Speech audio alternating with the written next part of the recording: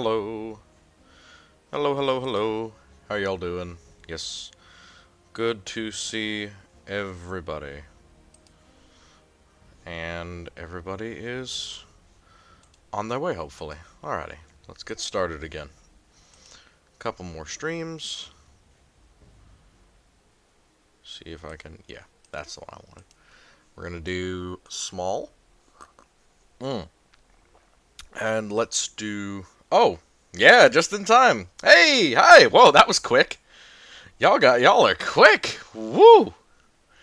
Good to have you here. Hope you're doing well. Happy Saturday. All the good things.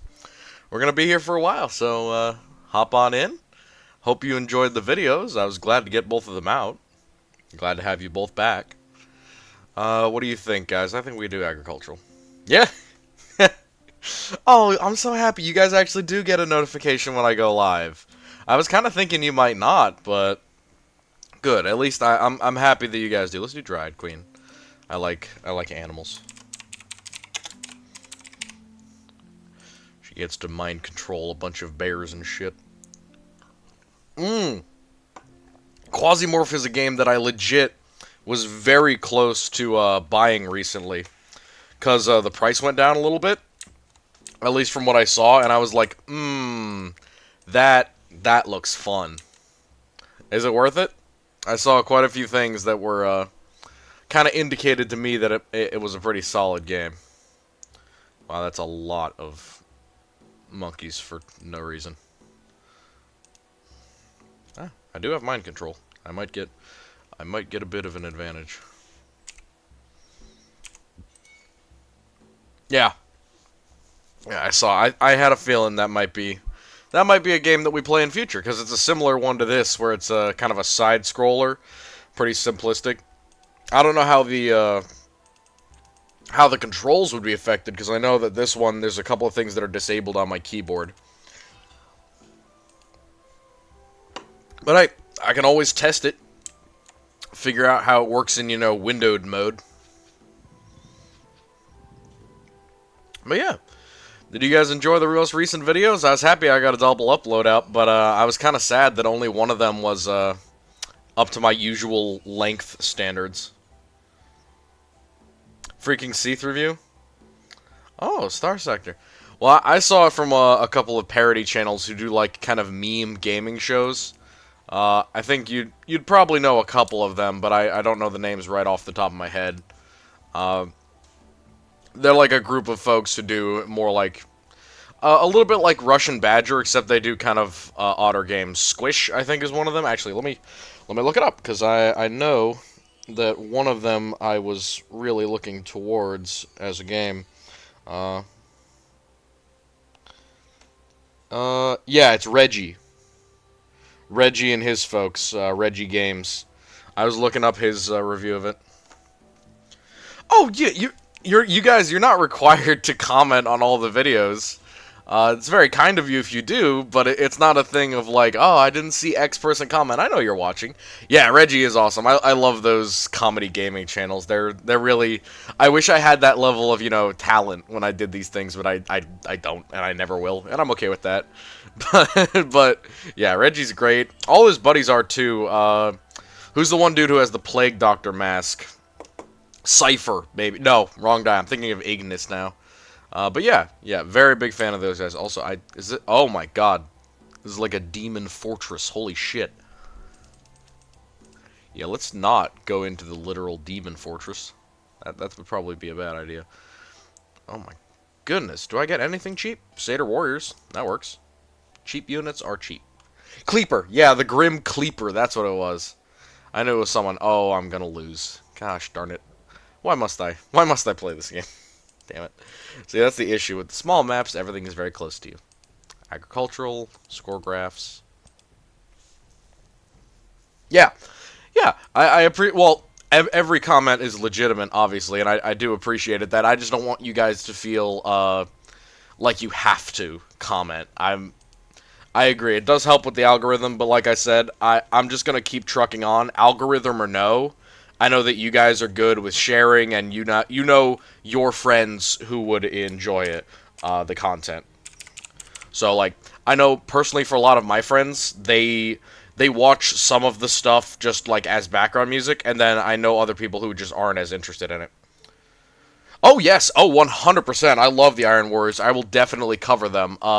They might get a dedicated video at some point, but probably the closest that you're going to get to that is the Warband video coming up, you know, depending on when we do our next archive video. Also, what the fuck is this? Winter Wolf. Literal ice wolf. Cool. Yes, so yeah, I love the Iron Warriors, and I will cover them in future. They have a lot of variety that I like to talk about, and you know, when we hit 500 subs, then I'll do every single Legion's first captain and or chapter master, the most important chapter master, and their Primarch's weaponry. I'll do a review of all three of those things in like a 500 subscriber special. So they will be in that, of course. I'll talk about Perturabo and Foryx and maybe a couple other Iron Warriors who have cool equipment or weaponry. I haven't really talked... You are right, because I haven't gone into Chaos as much, because I'm kind of saving that for later, because, you know, I can make Chaos videos until I go blue in the face. But I've been saving them, and I realized I have not really talked about the Obliterator virus at all, have I? I should. I'm sorry about that. That kind of slipped my mind. Obliterators are not in as vogue as they should be. I think they should get a lot more respect than they do. You know, not because they're good or anything, just because they're very cool. I do not want to buy any trebuchets, thank you. Space commies? That... I mean, that's a very Gene Stealer battle there, you know, fighting a bunch of unarmed bastards with industrial tools. That is a very respectable... Oh my god, there's so many units I get to pick as this dude. Alright, I'm gonna wait for a round, get some more iron. Yeah, that game does seem to have a lot of cool mechanics in it, so... That, you know, maybe that'll encourage me to try something else. I'm doing Conquest of Elysium for right now, just because I know how to play it. But in future, I might start making videos on stream, because I was thinking about that. I'm like, huh, it really is just I'm making a Google Docs presentation and, like, going onto Lexicanum and getting lore sheets and stuff. So I was like, why don't I bring other players into that and have you guys join me and we can work on it together, you know? It seemed like a good idea to me. Yeah, they're a cool idea, but you never want to be that guy, right? You never want to be the dude who ends up getting the virus. But it's kind of like flayers, as far as I'm aware. You don't really have a choice, so to speak. Pikeman, nice. I'm going to kill a giant crab, excuse me. But yeah, I think it's the Iron Warriors who get a whole bunch of modifications done to them, and they just kind of, like cyber psychosis from Cyberpunk, they just kind of lose it. And it starts to become one with their body. Very cool system. I'm kind of glad to be almost done with Xenos, because as much as I like all factions in the game, there are some that I definitely like more than others. And I am not as good with Xenos lore, as you could probably tell from the videos, as I am with Chaos or other folks. So I always feel kind of bad when I do them, because I feel like I'm not doing them justice, you know? And I'd hate to make people feel like this was just a Chaos or just an Imperium. Yeah, well, it's not exactly a study session. It would be me going through and working on this week's video, basically, and you guys helping me out if I forget something, or if there's something that you want mentioned, especially if it's an important, like, longer video, or, like, a series of videos. That would definitely be something where I would be like, I want input from you guys.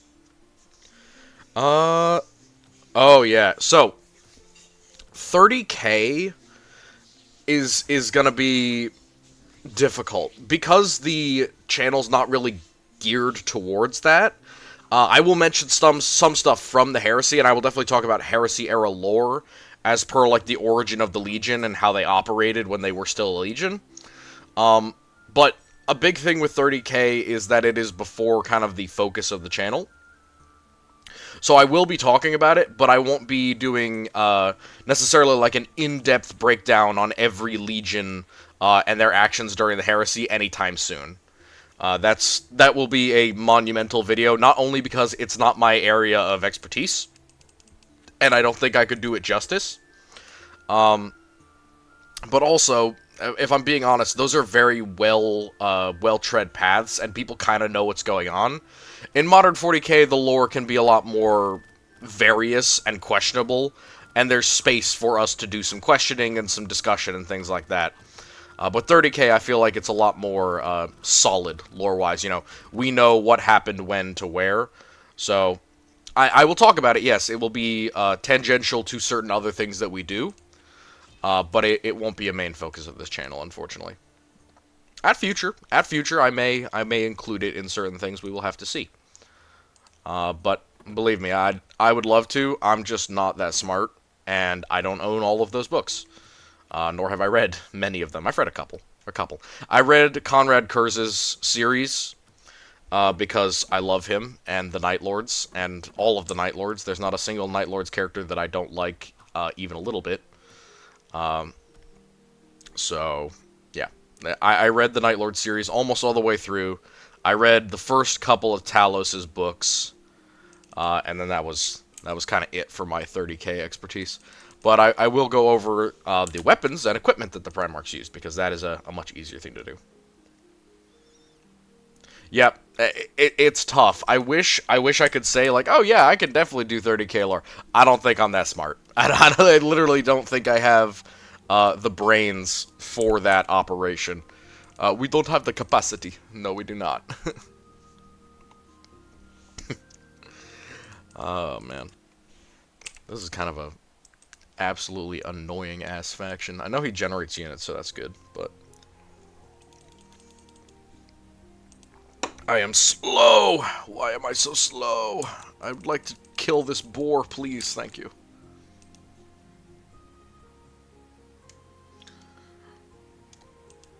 No weekends in World Anvil? What? What are you talking about? Yeah, Flight of the Eisenstein I've had recommended to me so many times that at this point I almost feel bad for not reading it. Oh, yeah. Dude, mapping all of 30k is a nightmare. I had to map several Imperial sectors for Corrupt Contenders, and that was a, like, multiple-month-long process where I would look through long lists of worlds, and then I would determine what every type of world was, what type of government it had, what type of military forces they had, and then from that, I would develop essentially an interconnected economic system that was based upon those kind of numbers, you know?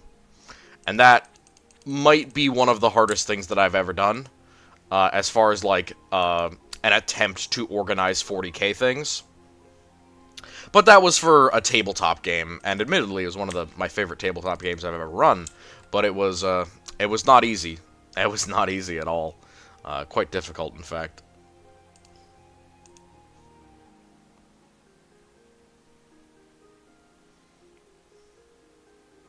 Yeah.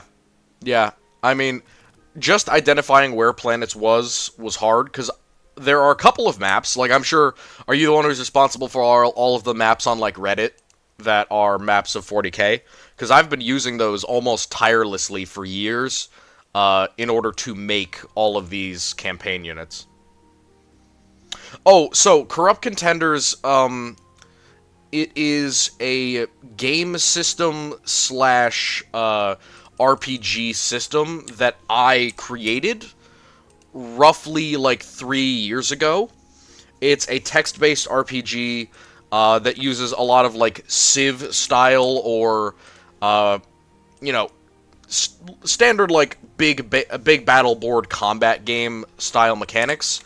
I basically required that I did two things with the system. One, it had to be playable using only a phone and only text.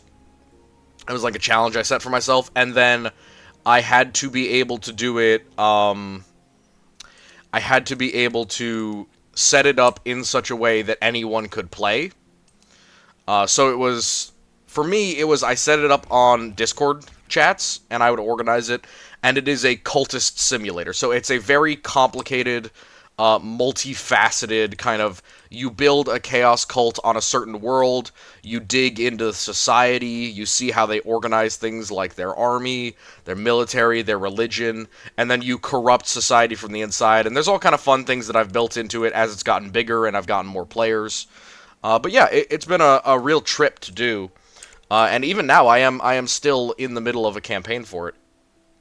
Favorite Warhammer 40k YouTuber? Well, back in the day, the reason that I got into 40k, the first person who introduced me to it YouTube-wise was Arch Warhammer.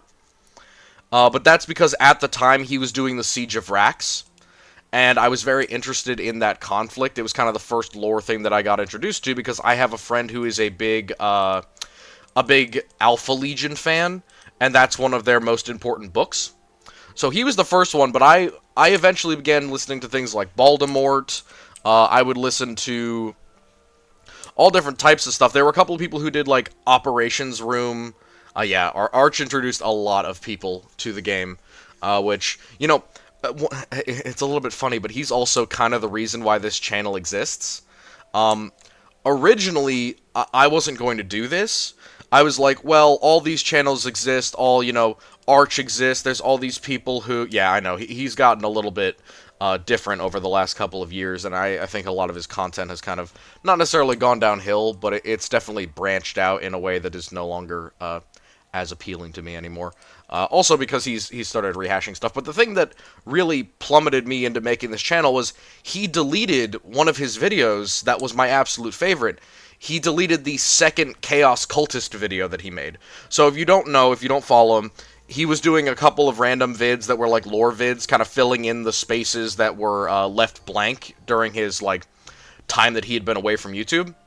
And he was doing one on Chaos Cultists, and it got a really good reception, from me included. It was one of my favorite videos. And I was like, that's so cool, I'm a huge fan of Chaos Cults, can you talk more about this, can you do more on this? And he did.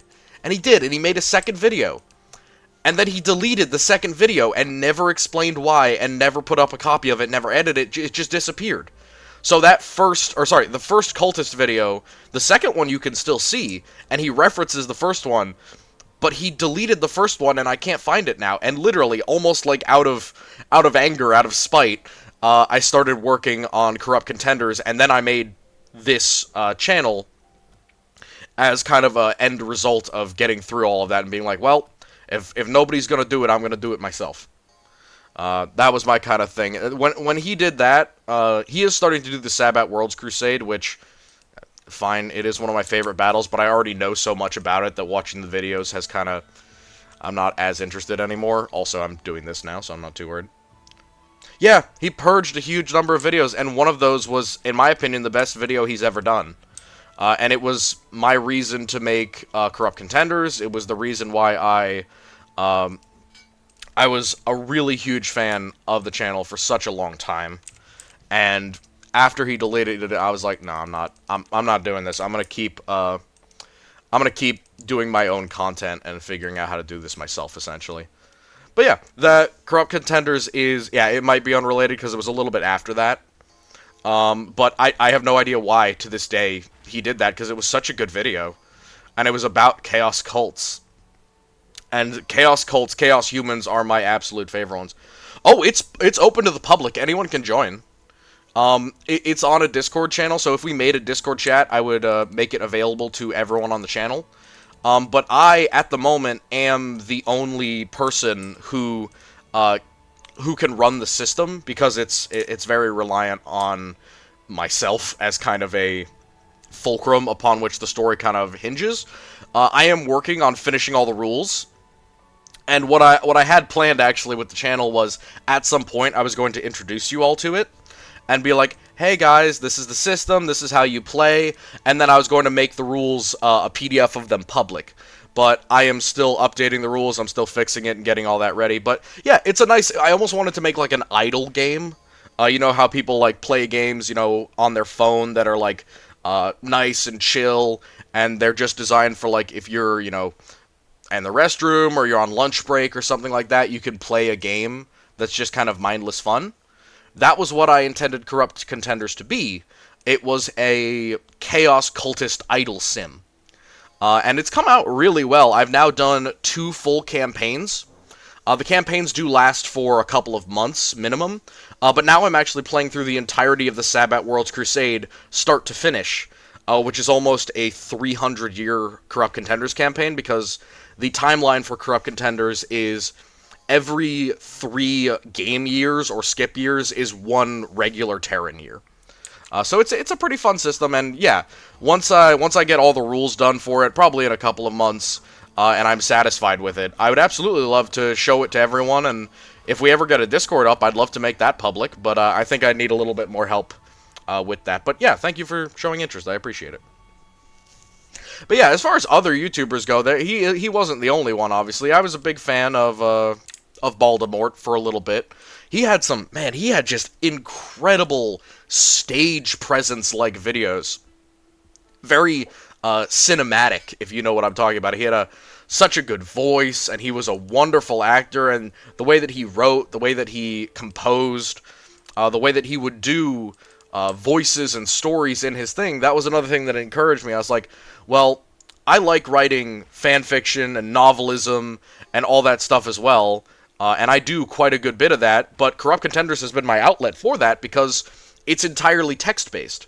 You and another player are writing a story together using all of your own NPCs and stuff, and even though it is a designated... Originally, it was supposed to be Chaos Cultists only, humans only even, it was supposed to be only humans. We've actually expanded the system to include Chaos Space Marine warbands, to include Xenos warbands as long as they're willing to work with Chaos. And also, theoretically, it could be extended to other things, but for the moment, it is really based on Chaos for the most part. But, you know, we also have Trader Loyalist stories. We have, oh man, we have a Blood Angel, not a chapter, but a Blood Angel kind of group that gets lost in the warp, and they turn to the worship of Khorne, and they're participating in the Sabbat Worlds Crusade. But personally, my Sabbat Worlds Crusade is absolutely incredible so far. Again, I'm playing as Nadzybar because the Archon. Surprise, surprise. And I have one dude playing as Sheobal the Red Hand. I have one other Codium for that, somebody who's learning how to run the system with me. As it is, again, I made it, but I'm trying to find somebody else who can play it, because it's not designed to be something that only I am required to play, because, of course, if I make the rules public and people can't play it without me, or don't understand how to mod the rules without me, that kind of defeats the purpose. It'd be like, yes, I've made Monopoly, but you need me in order to tell you what half the rules actually mean. That wouldn't be really fair for me to release it in kind of a half-unfinished, even though it's been playtested. Has been playtested for actually a solid bit now. Like I said, I started making the game 3 years ago, but that was only after a whole lot of testing of other systems, and I was working on several different things at the time. Corrupt Contenders just ended up being the overall result of that. Holy shit, that's a lot of little goblin boys. Actually, these are kobolds. Mm-hmm. Yeah, it was wild. I realized that I'm like, I encouraged my folks. I was like, alright, guys, I've now run 2 campaigns that have lasted 2 years. Who wants to take over from me and start learning how to run the system? And everyone was just like, but we like it when you run. We don't want to learn how to run the system. We want you to keep running the system. And I'm like, oh, crap. I've pigeonholed myself. Oh, no. It was funny, still is funny. Ah, yes, a siren. Standard fantasy creature. I would like to kill the squid, thank you. Alright. Yeah. But it's honestly, it's a great game. Like I said, I'm a huge Chaos Mortals fan. I was never the biggest warband guy. I don't have any issue with them. I certainly do like most warbands. But, you know, I have a soft spot for the humans.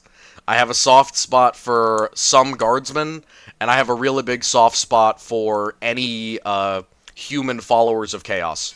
And I think they get the short stick so often, both for lore and for like humanization.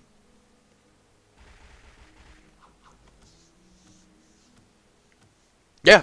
Yeah, that is the good thing. In this newest playtest where I'm doing the Sabbath Worlds Crusade, I am both playing and running. So I have one guy who is a co-DM, and he runs for me.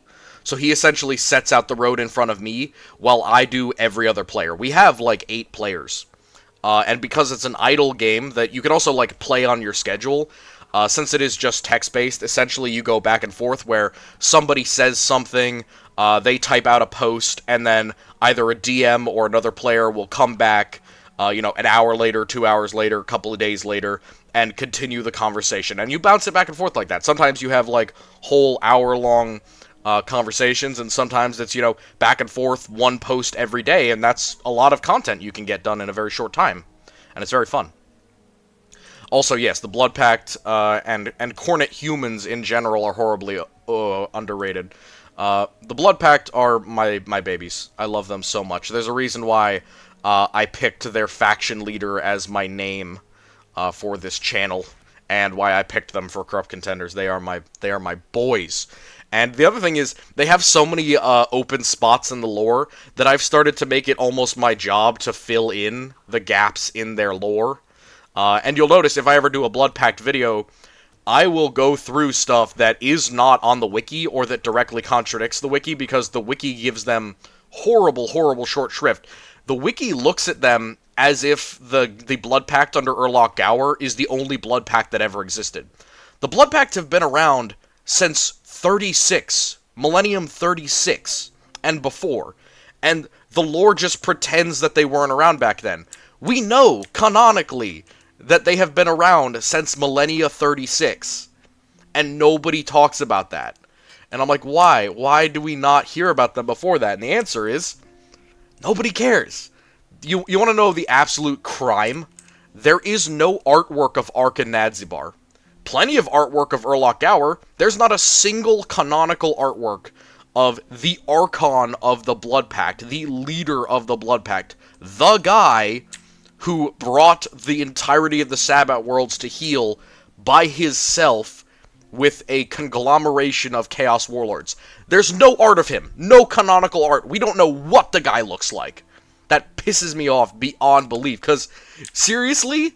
You're telling me we have images of every single chapter master or third-rate space marine on every single whatever world, and you can't give me the dude who literally conquered an Imperial subsector with Chaos Cultists? Something that's never been done in the history of 40k by an equivalent leader? That's insanity. That's insanity to me.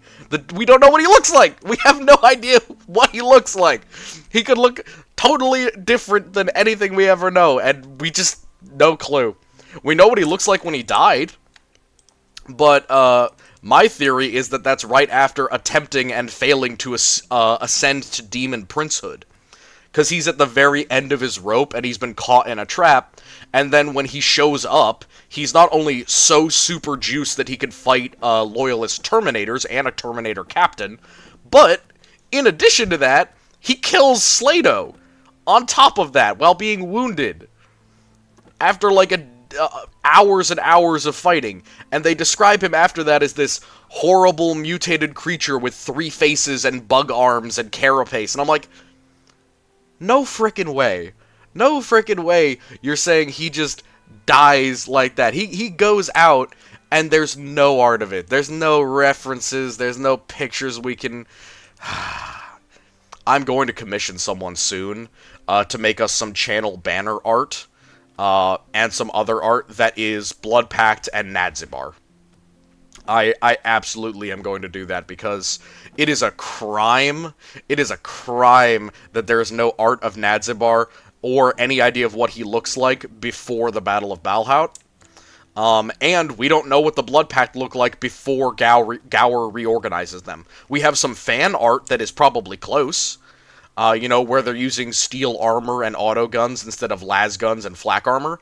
But we don't know. We have no canonical images. So we kind of have to rely on these, like, almost tertiary sources with the like, fan art. But yeah, just something I feel like I need to say, because, my god, does that... I don't know. It gets under my skin. It gets under my skin. I'm fighting midgets. To be specific, these are Hobergs, which are basically halflings from Lord of the Rings. Oh, and they committed the ultimate crime of splitting up. Everyone who plays D&D knows. What do we not do? What do we not do in D&D, folks? With the party, what do we not do? That's right. Split the party. We do not split the party. It's never been a good idea. Your friend who says it's a good idea is lying to you. And again, yeah, just terrible plan. And this is why they're going to die. And this siren is dead. I need more folks. Spearmen. Spearmen are cheap. War dogs are cheap.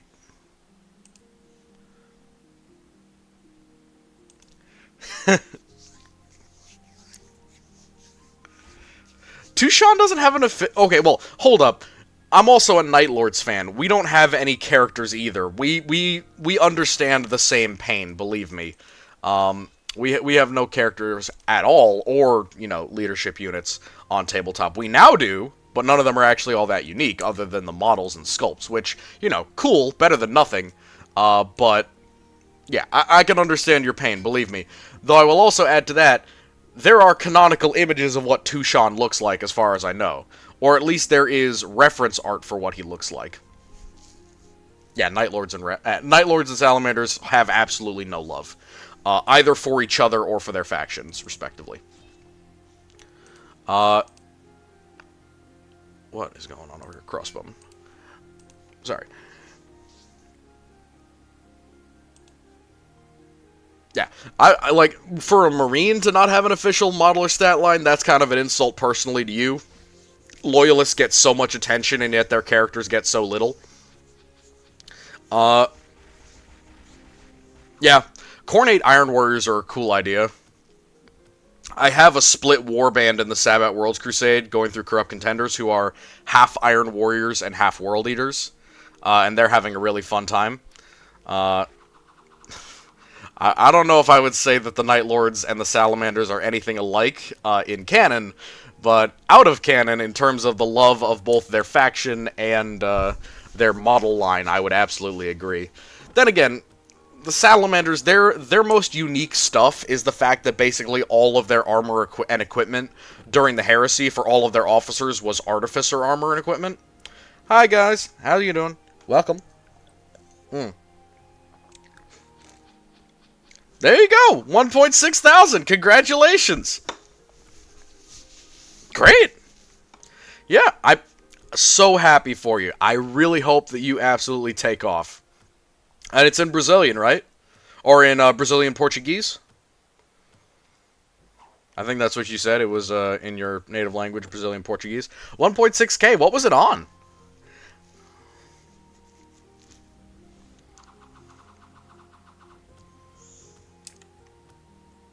Yeah, Brazilian Portuguese. Yeah, thought I remembered. Good for you, man. Look at you. We should all step out and do that. It's super good to have this kind of lore content out in the world. Yep. Average Imperial worker and PDF forces. Well, I will promise you this as an act of professional courtesy.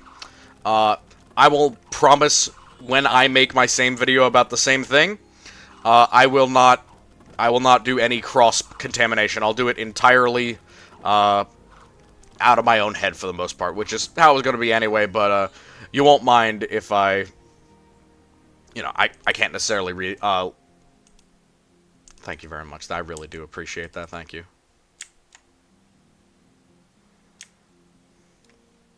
Iron Hands or Iron Warriors? Same vibes as World Leaders, that tank drivers are artillery experts, which, yeah, it is an interesting thing of, like, huh, how do you justify worshipping corn and also humping around in a tank? It seems kind of counterintuitive or counterproductive. Wow, there's a lot of dudes here. Who the hell even are you? Oh, you're goblins. Okay, then. But yeah, I really hope that your channel absolutely blows up, man. I really do. I hope that it explodes, and you get 1 million subs by next Christmas. I hope that happens. That would make me so happy if everyone did well off of this idea, because, like I said, the more popular an idea is, he does love him some good old-fashioned war. That is a good question. It's another thing of, I believe that Khorne has no problem with Psykers, as long as they're doing their magic or their sorcery in a specific way that glorifies him. So, for example, there are Khornate Psykers that we know about. So they're worshippers of Khorne who either use straight-up Khornate magic, which is a thing. If you don't know what blood mages are, you should look them up. But there is also straight-up blood magic that the demons of Khorne have done.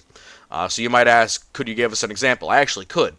So there's a couple of times where a Khornate demon has infested a librarian, and the demon has absolutely no problem using psychic powers when in the body of a librarian.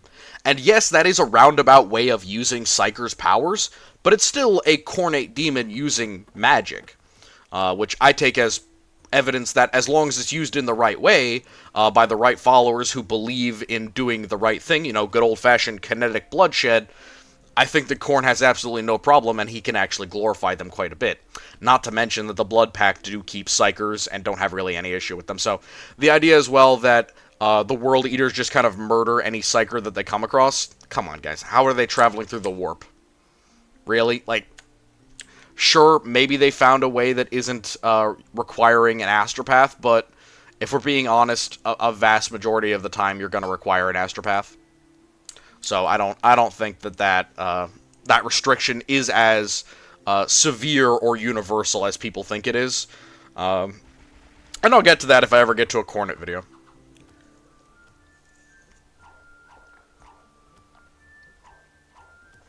A new wave? You beyond flatter me with that with that phrase. If we create a new wave movement, I would be beyond happy, even if it doesn't touch me. If it completely passes me by, good enough to me. But if it buoys us all up and it makes us better as a community and as a group, I would gladly put my name behind any and all waves that we manage to incite, and I'm so happy I could offer you a little bit of inspiration. And, some encouragement. I do want people to, chase their dreams, even if their dreams are just something like this, just to make a little bit of progress. One little thing at a time, one video at a time, one person at a time that we can help into the hobby or help the hobby out with. It makes the difference. The difference that we want to, be in the world. No, they use 100% Psykers. On occasion. On occasion. Yeah, see, that's the interesting thing. You would think that, right? But I actually have a great line from a book that completely corrects you, if you don't mind me referencing it, my friend. May I tell you the quote? Because it's a very interesting thing. If I may, it is a little bit of a spoiler from Sabbat and from the Serpent and the Saint. It's a little bit of a spoiler, but if you don't mind that, I would love to share it with you, because it proves something important that I've had an opinion about both the nails and about the collars of Khorne for a while. And it proves it for me, and I'd love to share it with you. But I'll wait for your permission first, because I don't wanna spoil you if you are reading that book.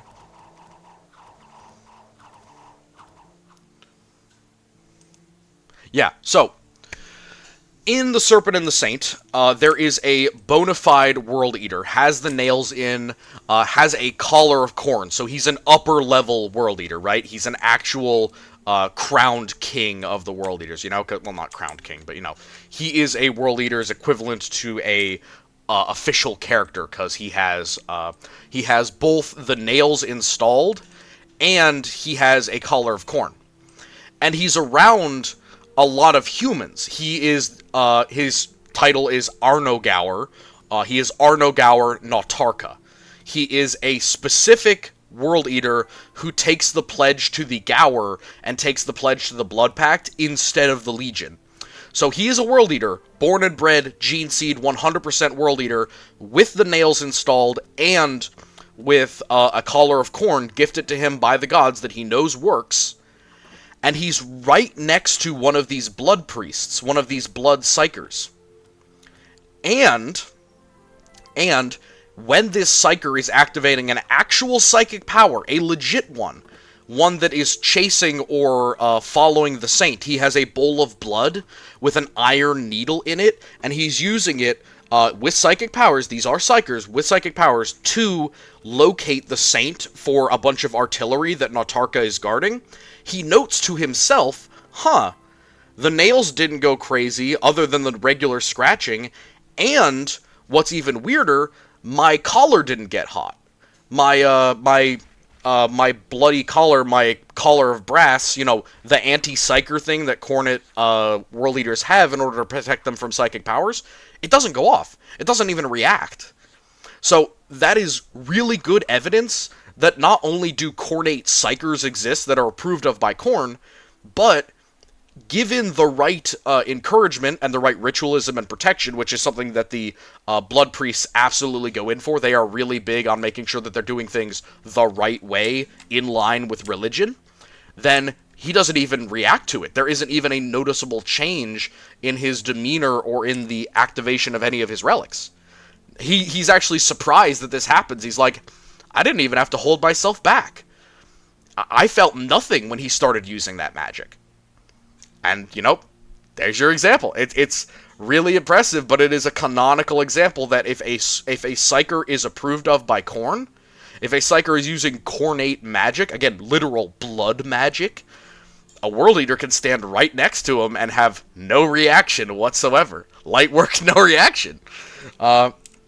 Very, very interesting piece, and it's one of my favorites. I love Nautarka, because he's also proof that there are World Eaters serving with the Blood Pact, as, essentially assisting soldiers. I mean, we already knew that there were Chaos Space Marines as part of the Sabbat Worlds Crusade, but Nautarka is a unique situation where he's forsaken his warband and chosen to go along with the Blood Pact instead. He's actually a pacted warrior. That's why he has the title of Arno Gower. So if you don't know, the Blood Pact ranks go up by how close you are to the Gower, or the leader of the Blood Pact. So you have Damogower, Ita Gower, and then between them somewhere is Arno Gower, which seems to be the rank that Space Marines take if they choose to serve the Blood Pact instead of their warband. Because, Nautarka is the best example of that. We do have examples of others. He isn't alone. We don't know if the others are necessarily serving the Blood Pact, but there are a lot of Space Marines, Traitor Space Marines in Traitor General, who are, I think that they're Black Legion. Personally, I think that they're Black Legion, but it would be difficult to tell because we don't get any detail of them other than they are in power armor and they are definitely Marines. It doesn't really tell us any color other than black and red, which could, let's be honest, black and red could be any number of warbands. It's pretty generic Chaos Space Marine colors. And they don't make any mention of the nails or anything like that, so I don't know exactly. But yeah. Oh, also, the collar of Khorne is literally like a brass collar that goes around their armor, and it absorbs psychic energy and it heats up. It can actually liquefy and melt off of them if it absorbs too much energy, but it's almost like a psychic lightning rod. Where it will absorb and decrease the effectiveness of psychic powers used on the Marine that has it. It's a pretty cool item. But it is a pretty high-level Chaos artifact.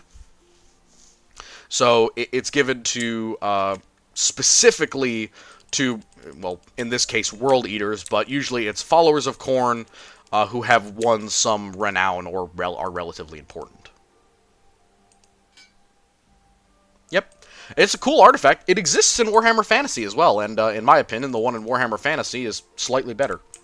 Because, magic is a lot more common in Warhammer Fantasy than it is in Warhammer 40k. That's mostly because magic is actually real in Warhammer Fantasy. And it's not just not just Psyker magic. Psyker magic, you could question whether it's actually magic or not. Because it is kind of like soul-bending. Oh, in what book do they appear? I'm not entirely sure. I haven't read every book in the series, but the first one that I heard about them was in The Serpent and the Saint. But I know that there is one book that they're in before that. I am not a huge fan of the Iron Snakes, mostly because the author of some of those books does the Blood Pact super dirty, because it's when Dan Abnett is no longer writing the Gaunt's Ghost series. The dude who writes it goes a little bit off the rails.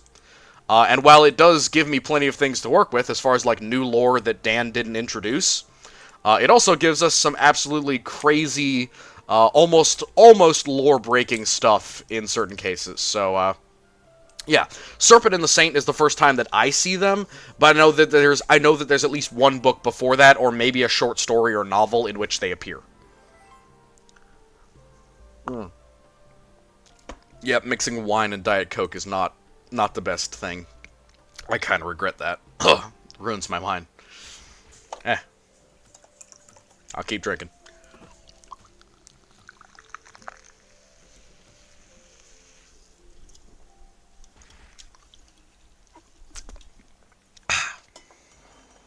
And now we're just down to Pinot Noir. Alrighty. We're doing pretty good, to be honest. Like, I was not expecting to be doing this well.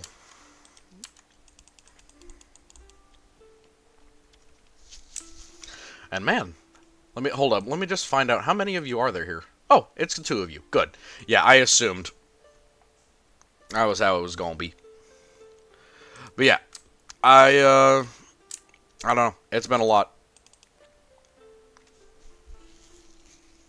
Yeah, that's perfectly reasonable. Honestly, Gotrek and Felix, it's a great book series. They're really well written. The texture feels wrong? Of what? Wine and Coke?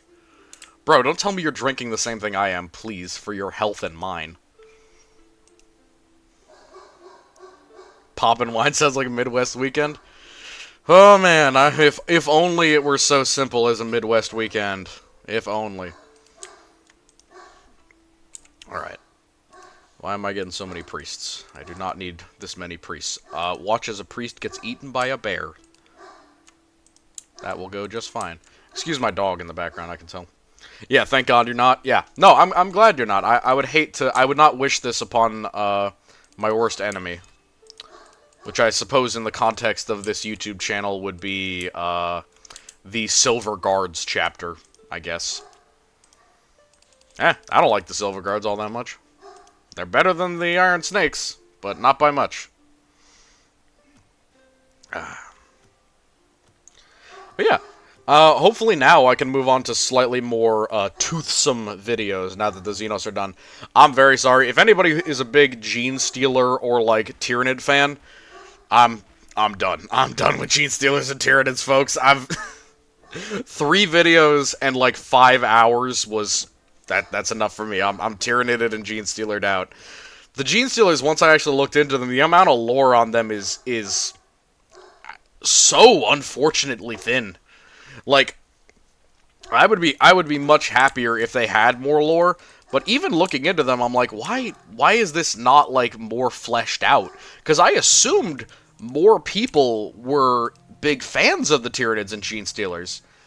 And then I looked into it, and I looked into the lore, and I'm like, there's, like, nothing here. Like, I have nothing to work with, or nothing to go on. So... yeah, I was scraping the bottom of the barrel by the second video, and now with another 2 videos down, holy shit. Oh, a Bane. What the hell are you?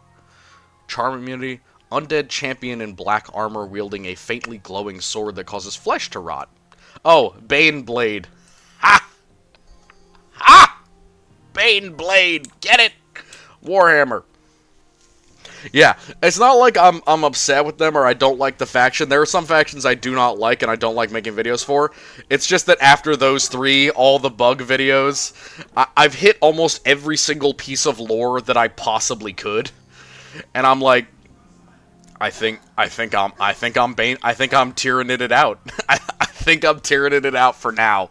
I think I did as well as I possibly could for somebody who has never played against them and never read any deep lore on them, never read any books of theirs. I think I did a good enough amount of research to do them justice. But yeah, so, Hephaestus, you heard what I said, right, from that book? That reference, right? With the with Nartarka. So that was my evidence. I'm not sure if you jumped out for a minute or not. I'll go back later and you can always watch the VOD if you'd like. But yeah, the lack of Tyranid lore is a great pain. I agree. The Amen. Oh yeah, because I have a bunch of priests. Yeah, priests in this game are kind of terrible. They just kind of heal. And I guess... Oh no, they can do Banish. Banish is pretty good. Raven Familiar. I guess anything summonable, demons it would probably work against, and there are hella demons in Elysium, so... It works. I also love the generic knights. Because these guys are so cool. They have lances, they have broadswords, the full army. Yeah, sorry, Raptor. I missed your amen comment when you said it. What game is it? Oh, it's Conquest of Elysium 5. It's just kind of a bitmap, kind of like Civ, but it's a lot more intensive. And the lore around it is apparently pretty good because somebody else mentioned in a previous. Holy shit! I actually won that fight. Look at these wyverns. Aren't they adorable? Look how fat he is. It's like a chicken with wings. I love it. I love these guys. Kill him, my mighty knight front line. See, this is the cool thing about the Baron. Every, like, 10 turns, I just get a whole bunch of conscript knights. Which, I don't know how you can get conscript knights. That kind of defeats the purpose of what knights are, you know? They're supposed to be elite. I don't know. I couldn't tell you. Little goober. Yeah, they're cute, man. They are. They're so stinking cute. Alright. Here's the real question. What do we get with our 25 metal? Do we get heavy infantry or cavalry? What do you guys think? Or some tower guards? Tower guards get a crossbow and a sword and shield, so they kind of get everything. What do you guys think? What should we grab? Things that cost 25 iron would be like heavy infantry. Heavy infantry are... They get big shields, some extra health and armor, and a broadsword. And then we have tower guards and cavalry. Or we could wait and get some, like, war engines. I think I'm gonna get cavalry. We'll see. We'll see. I'll give it another turn. This is gonna be an easy fight. Bears and deer are pretty easy to kill, even though they can instantly end your game somehow. Alright. This is like my random missionary going off into the far east to grab territory. The more money I gain, the more money I have, Spider-Man. Don't worry about why I'm talking to Spider-Man. Spider-Man and I are homies. How many turns have you been there? Just these 7, I don't know what to call them. Pale ones, let's say. They are gross. They are like eyeless cave people. And they occasionally birth giants. For some reason. Why are there so many deer in this one area? What is it, deer season? It is deer season, isn't it? Alright, getting a captain. Nice and easy. Nope, I don't need that. I need this. Yeah, that's hella big army. See, look at that. Alright, come here, priest. I'm gonna triple the size of your army in like 2 seconds. And then I'm gonna take back Fort Righteous! Fort Righteous! The most righteous fort. Alright. Alright, I'm just going to keep advancing my map knowledge. Oh, what's this? A strange portal. Let's not go through there. Bipedal axolotl people. You think they're adorable? I've never actually seen any decent art of them. Are they cute? I kind of just assumed that they were big, ugly, brutish creatures. Are they kind of like... They looked a little bit flipperish on the leg side, but it's hard to tell with this bit mapping. Are they cute? Also, if they're axolotl people, why do they live underground? Riddle me that, Batman. Why do they live in caves? Actually, don't axolotls live in caves? Aren't they underground water dwellers? Isn't that why they're kind of pale and blind and they die in any area that has, like, bad salinity or whatever? All I know is that axolotls go absolutely crazy when they don't have perfect water. And they will, like, start freaking out and start dying if their water isn't pure enough or clean enough. I've seen people try and, like, take care of axolotls on YouTube, because one of the other things I used to do a lot on YouTube was watch people raise, like, ants. and lizards and snakes because I'm a big herp reptile fan. And so I remember people trying to raise axolotls, and it was like, oh my god, it's dead again. It's gonna cost me like $2,000 to get another one. Gosh darn it. Please don't die. I don't have the money to replace you. You know, in jest, but still, I think that was pretty funny. Alright, let's get some cavalry. Nope, didn't mean that. Boom. Look at this. We got a full line of knights and a unicorn knight. Unicorn knight is a frickin' wild method of transportation. Well, I guess if it works, right? Oh my god, that's a soulless giant. Let's not trifle with the zombie giant. Gotta get some crossbowmen. Alright. Do pikemen even do anything? What makes these guys so good? Oh, they just have long weapons? That doesn't seem very good.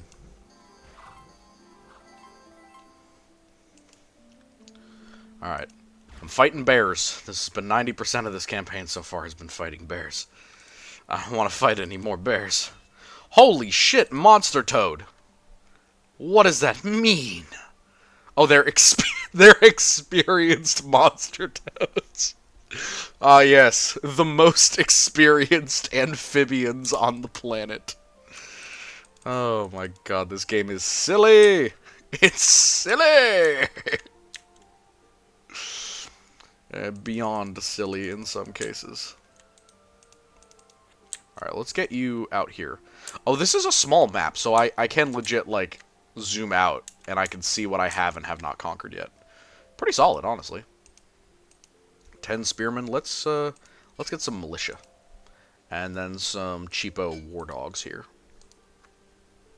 Oh. Weapon range affects the enemy's ability to hit you. It's effect known as repel in Dominions. Oh, yeah. Yeah, I looked into Dominions. I will get that at some point. But I don't know how it'll play in comparison to this, because, again, some of my commands are disabled when playing the game this way. Can I kill the monster toads? Let's find out. Oh, Giant's Envy. We got another castle. We definitely want castles. This dude gets, like, hella bonuses from castles. So we want those. But yeah, I mean, I guess it makes sense with pikes, but I would assume that it would give you some sort of advantage against, I don't know, maybe big enemies, like how anti-large works in Total War. I mean, I guess maybe it doesn't. But, yeah. Something like that.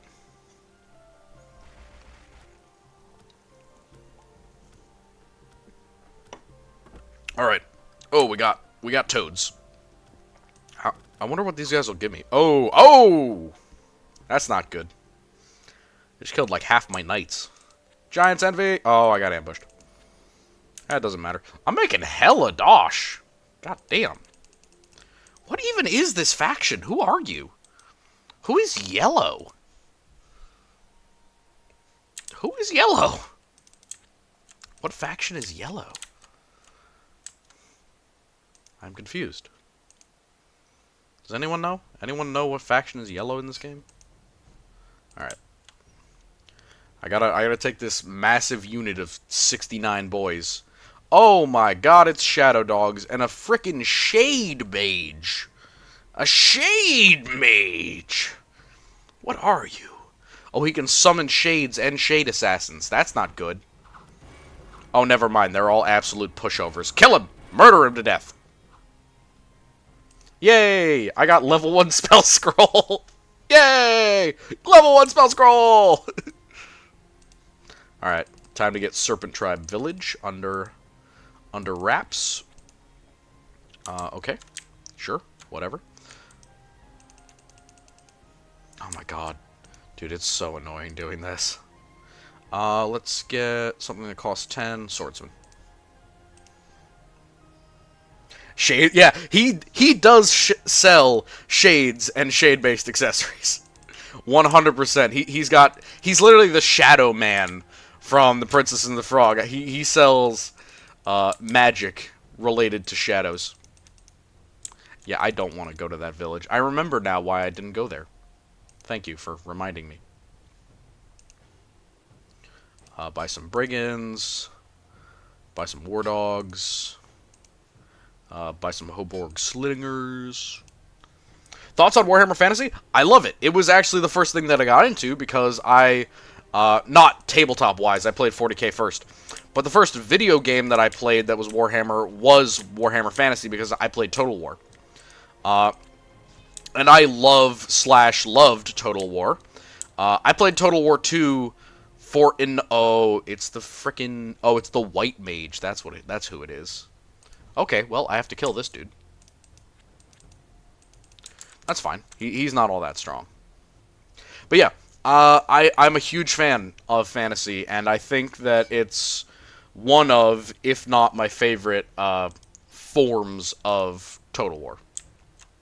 Or, sorry, one of my favorite forms of the genre of Warhammer, but, you know, I'm not as good at it. Yeah, Pike and Shot is great. Pike and Shot is awesome. I knew a friend who was making their own homebrew version of, like, Risk, but in Pike and Shot universe. I've been working on a lot of kind of naval and firearm rules for D&D that used Pike and Shot, but it's really difficult, and over time, I haven't abandoned them necessarily so much as I have just not had them as high of a priority as other things. Ooh, he has mummies. Mummies are cool. Alright.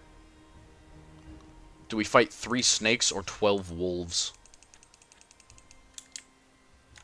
My bet is on the wolves.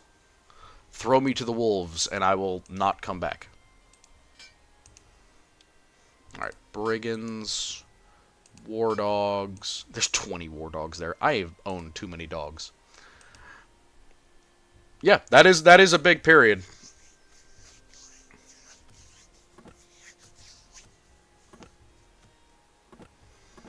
Though that does also include the First World War, so it includes all of modern combat, quote-unquote. If I were actually to put that into historical terms, you'd be talking about the very start of the modern era, and the very end of the Age of Sail. So, definitely the height of human combat, if you ask me. One of those times at which mankind is killing each other at a rate that will not be seen again in our history, most likely. Both through increasingly industrialized warfare, and through disease, which has been the overarching killer of most human armies for a vast majority of history. Which is another thing. I was thinking about it today, and I'm like, you know, I need to mention when I talk about Imperial civilians that they have an abnormal resistance to disease, because you would not be able to have hive worlds work without an abnormal resistance to disease. That you would just die. Yeah, true pike and shot, but you gotta remember, pikes remain around well into the 1800s. Not as battlefield weapons, more as officerial tools and kind of the end points of lines. Yeah. When we're pre-modern warfare, I agree. It is very neat. I used to be a big fan of firearms from that era, because I was a big gun nerd, still kind of am, and I would go in to find, like, the weirdest, or the most unique, or the most special of X or Y firearm from any given period. And there are some really, really good ones from that time period. Alright, let's get some Zweihanders. Love me two-handed sword. Alright. 3 bears and 6 deers, or 3 bear and 3 deers. I love this game says deers instead of deer. Alright, can I please get anything to collect the literal 40 dogs that I have summoned? Yes, English is hard, I agree. Even for me, someone who speaks it regularly.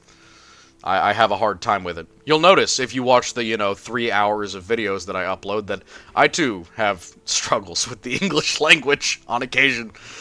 Man. The amount of stutters that I hear when I go back to listen to my own videos is wild.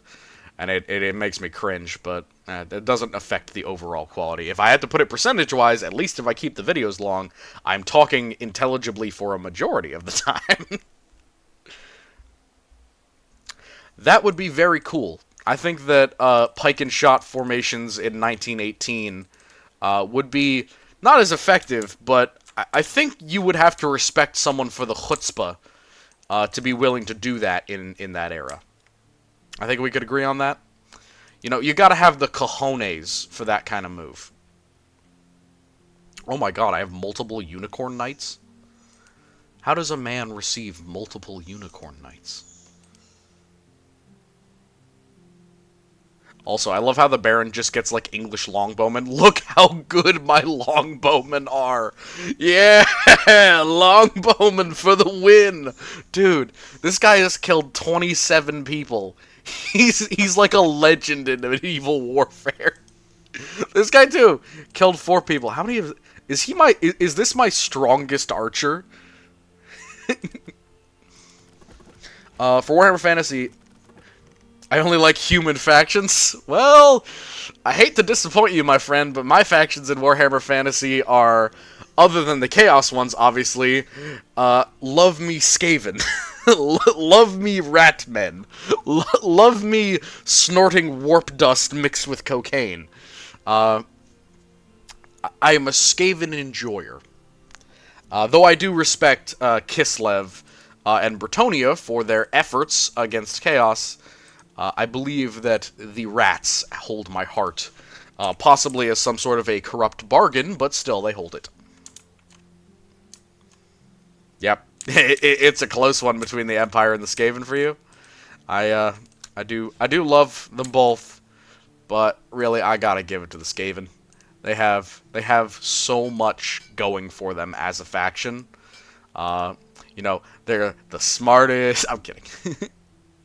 They are very, very good at a lot of different stuff. More longbowmen. Alright. Now we start the march of the frickin' Ents here. Look how big that army is. That took me 1 turn to create an army of 98 units. God damn. This game gets hella stressful when it's a small map. Though I guess it also is a little bit more manageable. Alright. Defensive war! What are these? Are these, like, demon gates? What in God's name? Oh. Oh, I think it's just regular stuff. Ogres? Yeah. Ogres are cool, but I think that they got the short end of the stick when it came to Total War this time. Oh man, there's some sort of shadow amoeba that's killing all of my troops. That's not good.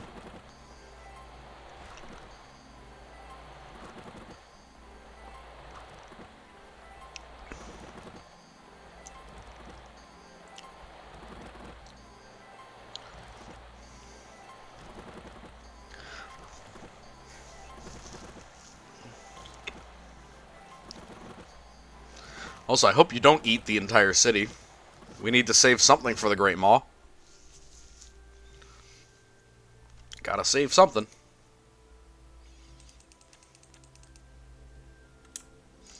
Because you gotta toss it into that giant hole in the Chaos Wastes.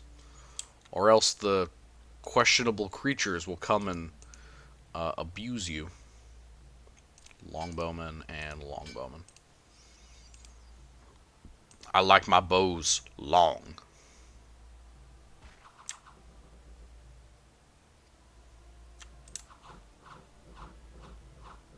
Well, there goes my leadership for this army. But that doesn't mean that I can't get it back. Yeah, so they're right there. What's the closest? Oh, it's right here. John, the High Lord. Alright. Boop.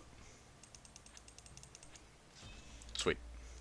See, that's one of my favorite things about this. I can just get more units instantaneously. I don't have to do any of this stupid recruiting thing from Total War.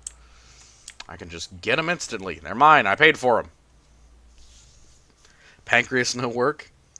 Yeah, the Skaven are a lot like the Imperium in lots of ways. I feel like I've either seen that video or I've seen references to it. The Imperium is infinite in number, and they treat their people like crap. Yeah. They all worship a seemingly unknowable creature that is both not and not. It both is and is not a chaos god. Yep. Um, they do a lot of unsafe drugs and activities that often get them in trouble. Yep. They both have puritanical, psychotic security organizations who are specifically designed to suppress resistance and dissidence within society. Yep. I am gonna kill this lich.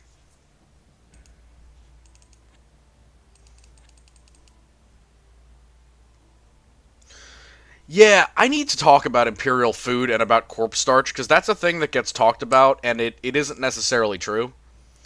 Um, corpse starch is... Corpse starch would be the equivalent of how we treat, like, FEMA relief rations. It only gets trotted out as an option when all the other options are essentially gone. So when everyone's about to starve to death, then we start recycling the dead and dying. Uh, it's not a common foodstuff, and it really would not exist within a vast majority of the Imperium. I do like the idea of corpse starch, because it's a very good idea of, recycling the dead. But people give it way, way, way, way, way too much credit as a foodstuff. They assume that it's eaten just by the lower class. No, it's like an absolute emergency ration that's trotted out by official sources. The administratum, instead of letting everyone starve, will choose to allow that. What makes me think that? Well, my best example would be cemetery worlds. The fact that those exist and that there is actually massive infrastructure designed specifically to handle dead bodies in the Imperium, they would not need that if they were just turning all of them into corpse starch. That's my reasoning. Also, the other thing is, corpse starch and just human bodies in general don't nourish you all that well. And because of, there are ways to prepare human flesh that make it less damaging to your body, but it's still not a food that you would want to eat on any sort of regular basis. Because in order to prepare human flesh so that it won't poison you, or injure you, especially with, high amounts of muscle and tissue, you need to heat it at an incredible temperature. You essentially need to blacken the meat, and, not carburize it, but really, really heat it up and almost burn it. Barbecue it, grill it, high temperature, in order to make it edible without it causing you damage, and that kills a lot of the nutrients with it, and it's not a very edible food. It doesn't taste good. So, while I think that is an example of it not being necessary, I think the best example, other than cemetery worlds, would be agri worlds within the Imperium. Those worlds are relatively low population, and they produce millions upon millions of tons of food every year. There wouldn't be as much of a need for them if we were just eating the dead. So that's my reasoning as to why I think it's more of a struggle food than just an everyday fare. Because even the meanest, most unhappy, most downtrodden individual would probably get upset, or at least a little bit suspicious, if he was eating human corpses every day. Also, again, if we were doing that, we wouldn't need to do a lot of other things that the Imperium does do for their infrastructure. Also, it just makes more sense. There are people who need to work in the production of corpse starch. Those people are going to have the same problems as people who work in the modern-day meatpacking industry. If you're seeing corpses getting masticated and destroyed all the time and recycled into meat, into food, what's that going to do to you psychologically? It's going to make you, depressed, upset, concerned, psychotic. The Imperium wants to keep people relatively calm, happy, and neutral. That's another thing of, you can't treat people too harshly. Their work can be nasty, their living conditions can be poor, but you want to at least give them some things to hold on to. And if a lot of people in, say, the meatpacking industry are kind of becoming more unstable mentally, you would want to find ways around that so that they don't, theoretically fall to corn or Nurgle or something, and you actually have a real problem on your hands. So that would be my reasoning. I have a lot more reasoning than that, but that would be my go-to that I have right now. And also, there's so many other sources of food in the Imperium. Tons of them. Things that can be made on hive worlds. Corpse starch is actually a lot of effort to create because of how you have to heat up the meat, and because, you have to process human bodies in a way that is relatively private. That's a lot of effort when you could just be growing something via hydroponics. Or keeping animals. That's the other thing. Everyone looks at hive worlds as like empty, desolate dystopias. They don't have to be. You can have a hive that also has a forest around it. You can have hives with rolling plains or mountains. And in those rolling plains or mountains, or in those rolling hills, why couldn't you have a few herds of groks or a few 100 miles of grain? It's not going to feed the whole hive world, obviously, but it'll decrease the... Oh, gosh darn it. It'll decrease the number of people who are going to be starving this year. Yeah. I should do an Imperium video on food, because I feel like it would be fun and important, because... again, a lot of people think that corpse starch is just the most common thing. And it's not. It's very much a FEMA relief ration struggle food, because Imperial worlds have a limit on how much they can store. In my opinion, it's around 3 years with absolutely no supplies whatsoever. For something like a hive world, definitely a lot more for like an agri world, where they can survive under siege without supplies from the outside world. Demonologist time. Let's do Erebus.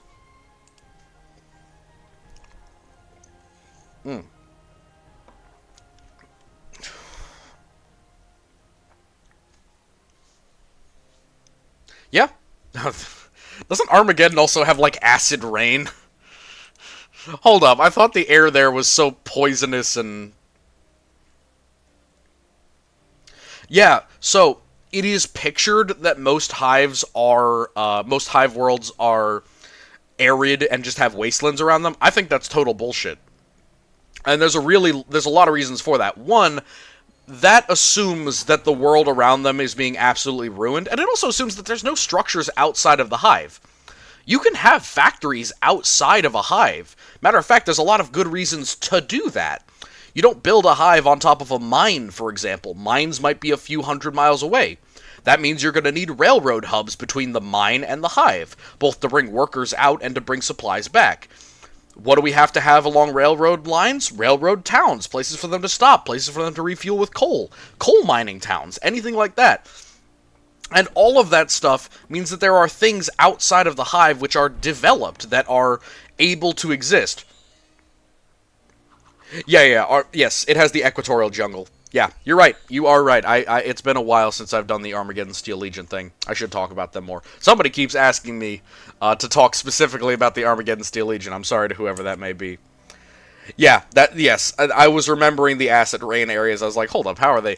But yes, no. Like you said, there are areas inside of a planet even as polluted as areas of Armageddon that can have plants, rain, regular seasons, all that stuff, and could grow food, set up any type of infrastructure or factories that you wanted, all that kind of stuff. But here's the other thing, and I think that this gets overlooked a lot.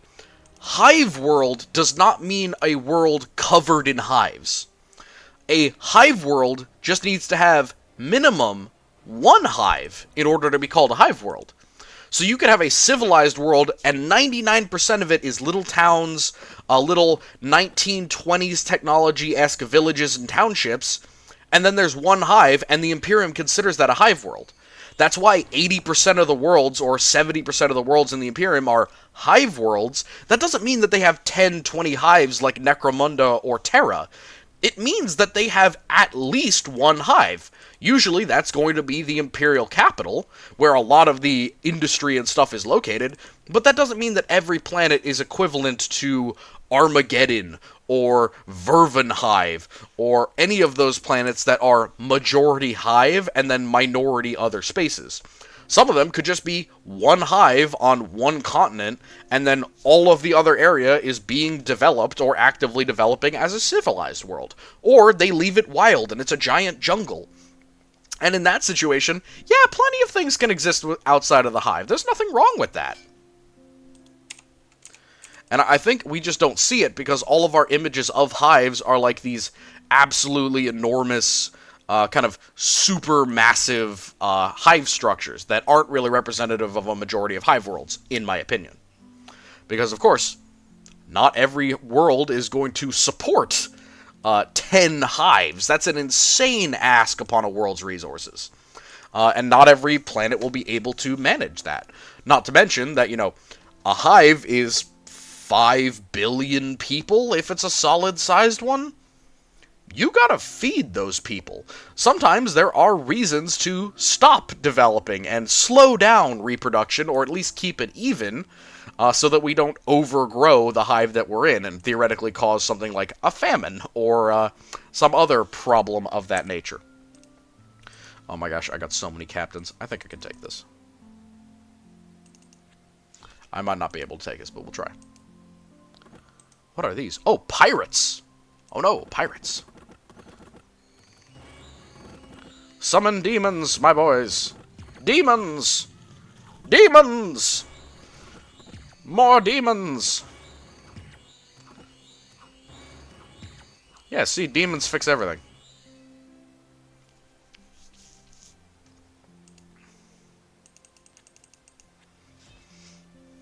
Maybe I'll be able to actually summon something after this turn. Fuck's sake, it's taking me enough time. Spontaneous combustion. What an incredible spell.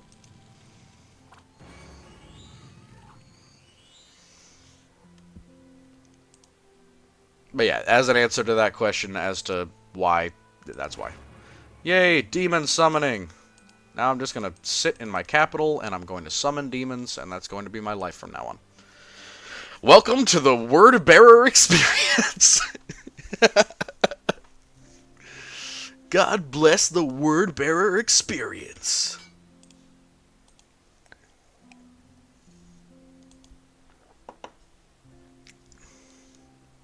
Hey, I got a scout. Scouts are useful because they are ranged units. And range is important. Why? I don't know. Couldn't tell you. Alright, let's go for... Is this a standard demon summoning? Yeah. Standard demon summoning. Oh, that's not good. I might die. Like with the Word Bearers, they are not always on your side. Kill it quickly. Kill it with fire. Quite literally, because I have fire somehow. Bumper harvest. Nice.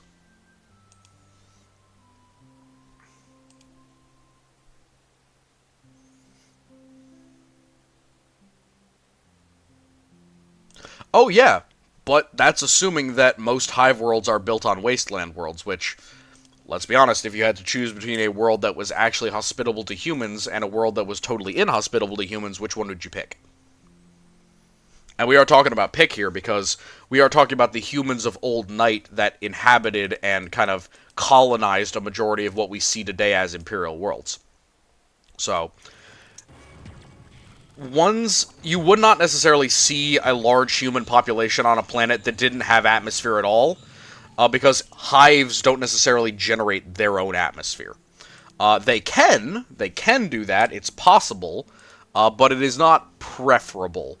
For obvious reasons, it's harder to make your own atmosphere than it is to just live on a planet with breathable air. So, I would say examples of worlds like Hive Rocks might fall under that idea of, like, it's got an artificial atmosphere, and it's got artificial, sky and air and all that stuff that's being supported by, effectively, technology. But yeah, on that world, you would have a hermetically sealed hive, but you could also have structures that weren't hives that are hermetically sealed. Hermetically is like NBC protection, but also like oxygen and stuff. So yeah, that's possible, but there's a lot of reasons to not have a planet with that type of issue. And most Imperial worlds do have breathable air. And again, you gotta remember, what the lore says, like 70-80% of worlds are hive worlds. So, a lot of those are not just going to be outright wastelands most of the time. Because most of the land you want to use as Imperials. There are a lot of resources on hive worlds that get extracted, Things like metal, things like petroleum, things like ores, etc. All of those are useful to the Imperium and not really something that you want to, throw away resources on. Lots of reasons to put it on a place that's actually inhabitable, or at least has an atmosphere. There are examples where there's exceptions to that, like hive rocks would be an example. Hive rocks are kind of like designated mining platforms. They are designed specifically as these kind of little bubble atmospheres that they are using to support a mining outpost. So they very specifically do one thing. They are in kind of zero or low grav, and they mine materials, usually metals, etc., and they use them to support Forge Worlds, things like that. But that would be an example of ones that are totally artificial in atmosphere. But, again, you generally wouldn't want to do that if there's any other option, and there are plenty of options for planets that do have an atmosphere in 40k. There's other reasons as well to have a hermetically sealed hive. For example, if the atmosphere is dangerous, but not necessarily like poisonous or deadly, or completely absent, like no oxygen, you might still want a hermetically sealed hive for security. It's not an unreasonable ask to be like, well, there are some dangers, we have orcs, we have constant incursions from other people. That might be a reason to have a hermetically sealed hive.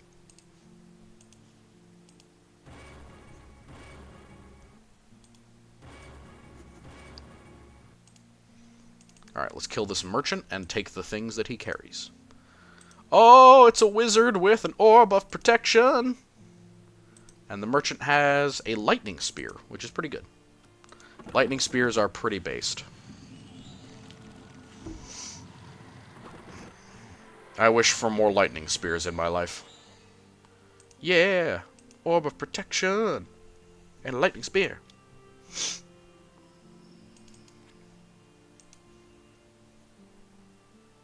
Alright. 25 metal. Let's get some heavy infantry up in this bee. And let's get some spearmen.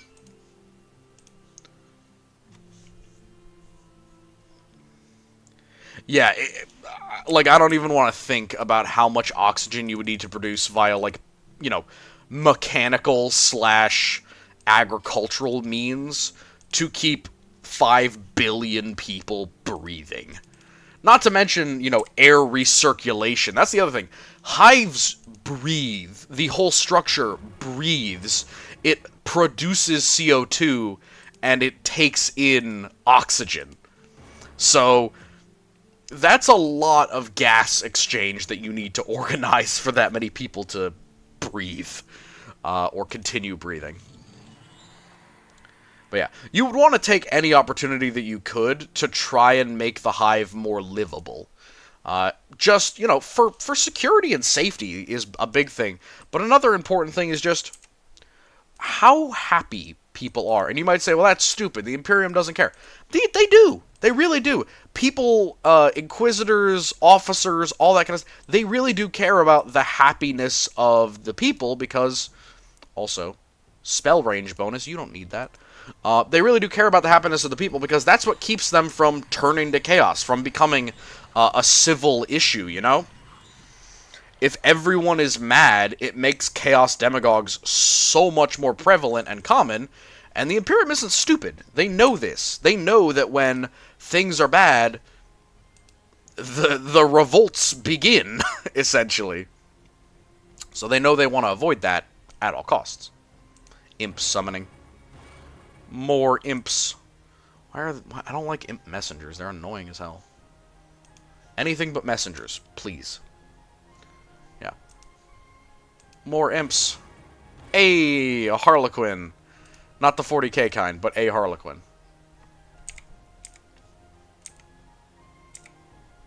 Alright, I'm gonna wait one more turn, grab some dudes, and then go kill all of those eyeless bastards. Alright, let's get some archers. Alright. Time to murder a bunch of these eyeless bastards. And another thing that I also want to talk about with genetic drift, and I kind of touched on this a little bit in the video about gene stealers. A lot of Imperial humans are different from how we see people.